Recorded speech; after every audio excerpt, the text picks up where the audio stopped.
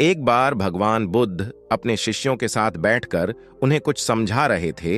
इतने में ही वहां अजातशत्रु और पहुंचते हैं और बुद्ध से कहते हैं कि हे बुद्ध, जब से मैं तुम्हारा अनुयायी बना हूं तब से सभी लोग मेरे सीधेपन का बहुत फायदा उठाते हैं। आपका अनुयायी बनने से पहले लोग मुझसे बहुत डरते थे, क्योंकि तब मैं बहुत क्रूर था और किसी को भी मृत्युदंड देने में क्षण भर का भी समय नहीं लगाता था। आपका अनुयायी बनने के बाद अब मेरा मन इन कामों को करने को तैयार नहीं होता है और मैं सभी लोगों को प्रेम देना चाहता हूं, परंतु कुछ लोग इस बात का गलत फायदा उठा रहे हैं और इससे मेरी प्रजा को बहुत खतरा है। मेरे शासन में बहुत दिक्कतें आ रही हैं। अब बताएं मैं क्या करूं? तब बुद्ध उसे एक कहानी सुनाते हैं। एक बार एक भिक्षु एक गांव से गुजर रहा था। उस गांव में एक बहुत बड़ा पीपल का वृक्ष था। चलते चलते भिक्षु बहुत थक गया था। उसने सोचा कि उस वृक्ष के नीचे थोड़ा आराम कर लिया जाए। वह वहां पहुंचा ही था कि कुछ लोग उसे रोक देते हैं और भिक्षु से कहते हैं कि वहां एक बहुत जहरीला सांप रहता है। उसने बहुत से लोगों को डस लिया है। वह इतना खतरनाक है कि जो भी उसके सामने आता है वह उसे जिंदा नहीं छोड़ता। भिक्षु मुस्कुराता है और कहता है, एक दिन तो सभी को मरना है। अगर मुझे आज ही मरना होगा तो इसमें कौन सी बड़ी बात है।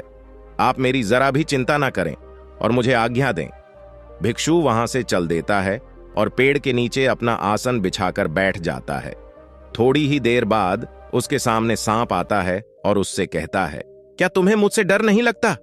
क्या तुम्हें पता नहीं यह मेरा इलाका है और यहां पर आने की किसी की भी हिम्मत नहीं होती? तब भिक्षु उसे बहुत ही प्रेम के साथ कहता है, इसमें डर वाली कौन सी बात है? तुम जो भी करते हो वह इसलिए करते हो क्योंकि तुम्हें डर है कि कोई तुम्हें मार ना दे, इसीलिए तुम दूसरे को डरते हो। मुझे किसी बात का डर नहीं, ना ही मुझे मृत्यु का डर है और ना ही जीवन की लालसा है। कोई मुझे नुकसान पहुंचा ही नहीं सकता तो फिर मैं क्यों डरूं? सांप को यह सुनकर बहुत गहरा आघात पहुंचता है। उसने आज तक ऐसे व्यक्ति देखे जो उससे डर कर भागते थे। उसने आज तक ऐसा कोई भी व्यक्ति नहीं देखा था जो उससे नहीं डरे।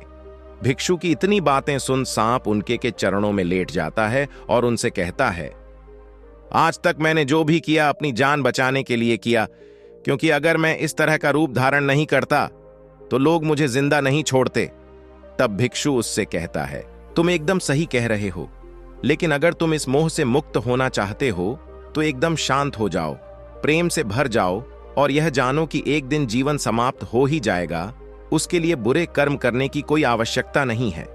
इतना कहकर वह भिक्षु वहां से चले जाता है और सांप उस भिक्षु की सारी बातें अपने दिमाग में बैठा लेता है और वह यह तय करता है कि आज से वह कोई भी गलत काम नहीं करेगा। सांप सभी बुरे कर्मों को छोड़ देता है, लेकिन इसका उस पर उल्टा असर पड़ता है। जो लोग उसे पहले देखकर भागते थे अब उसके सीधेपन का गलत उपयोग करने लगे। अब सब लोग उसे छेदते, उसे चोट पहुंचाते। अब सांप बहुत दुखी रहने लगा और बहुत ज्यादा चोट से ग्रस्त रहने लगा। अब उसके शरीर पर बहुत से चोट के निशान बन गए, क्योंकि अब वह लोगों को नुकसान नहीं पहुंचाता था और सभी लोगों के साथ प्रेम से रहने की कोशिश करता था। लेकिन लोगों में उसके प्रति जो भय था वह ही उसे सुरक्षित रखता था। कुछ दिनों बाद वह भिक्षु फिर से उसी पेड़ के नीचे आता है और वहां अपना आसन बिछाकर बैठ जा है और उस सांप को देखकर बड़ा आश्चर्यचकित होता है कि पहले सर्प की क्या स्थिति थी, लेकिन अब सर्प की क्या स्थिति हो गई है और वह उस सर्प के लिए बहुत चिंतित भी होता है। भिक्षु को देखकर सांप कहता है, हे भिक्षु, जब से आपने मुझसे कहा कि मैं शांत हो जाऊं और प्रेम को अपनाऊं, तब से लोगों ने मुझसे बहुत गलत व्यवहार करना शुरू कर दिया, जिससे मुझे जीवन जीने में बहुत कठिनाई हो रही है। अब आप ही बताएं, मुझे क्या करना चाहिए? भिक्षु से कहता है, हे मित्र, मैंने तुमसे यह नहीं कहा था कि तुम अपने स्वभाव को ही बदल लो। तुम सर्प हो और क्रूरता ही तुम्हारा स्वभाव है। अगर तुम क्रूरता नहीं रखोगे तो लोग तुम्हें खत्म कर देंगे, लेकिन इसका मतलब यह नहीं है कि तुम्हारे भीतर जो उद्देश्य है उसे गलत रखो। तुम्हें भीतर से अपने आप को सही रखना है और बाहर से खुद को वह दिखाना है जो जरूरी है, क्योंकि सर्प एक जहरीला जीव है और लोगों में उसके लिए भय होना आवश्यक है। अगर लोगों के अंदर तुम्हारे लिए भय नहीं होगा तो लोग तुम्हें हानि ही पहुंचाएंगे, लेकिन तुम्हें भीतर से अपने आप को सही रखना चाहिए कि तुम्हें किसी को नुकसान नहीं पहुंचाना है, केवल अपना भय बनाए रखना है। गौतम बुद्ध कहते हैं, तो है अजात शत्रु। तुम इस कहानी से क्या समझे? तो इसका मतलब यही है कि तुम अपने स्वभाव को मत बदलो, तुम अपने आप को समझो।